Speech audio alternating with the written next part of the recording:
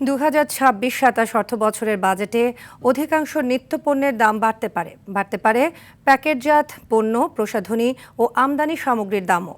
Cigarette জাতীয় পণ্যের দামও বাড়ছে, তবে দাম কমতে পারে জীবন রক্ষাকারী ওষুধ ও স্বাস্থ্যসেবার আধুনিক কৃষি সরঞ্জাম সহ দাম, শিক্ষা উপকরণ ও পরিবেশ বান্ধব ইলেকট্রিক গাড়ির দামও কমতে পারে।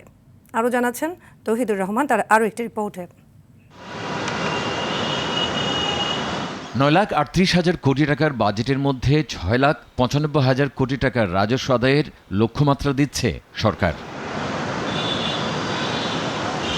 কঠিন এই কাজটি করতে গিয়ে এবার অনেক নিত্যপণ্যের উপর কর ও শুল্ক বাড়াচ্ছে সরকার। তাই তো নিত্যপণ্যের উপর উৎসে করের হার 0.50% থেকে আবারও 1% করা হচ্ছে। স্বাভাবিকভাবে এর প্রভাব পড়বে নিত্যপণ্যের বাজারে। দাম বাড়তে পারে ধান, চাল, গম ও আটা, ময়দা, কাঁচা বাজার, মশলা, আলু, পেঁয়াজ, রসুন সহ অন্যান্য মশলা জাতীয় পণ্যের দাম বাড়তে পারে মিষ্টি জাতীয় পণ্য, সয়াবিন তেল, পাম অয়েল, চিনি এবং লবণের।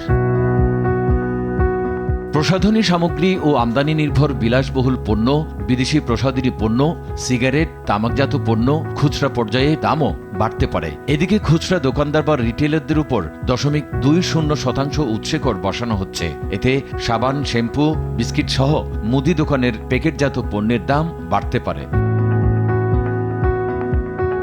তবে মানুষের রোগবালাই কমাতে ওষুধ ও স্বাস্থ্যসেবার খরচ কমাতে চায় সরকার। এর মধ্যে ইনসুলিন, ক্যান্সার, কিডনি সহ জটিল রোগের সেবায় আমদানি পণ্যে নীতি সহায়তা দিচ্ছে সরকার। পাশাপাশি আধুনিক কৃষি সরঞ্জাম ও শিক্ষা উপকরণের দামও কমাতে চান অর্থমন্ত্রী।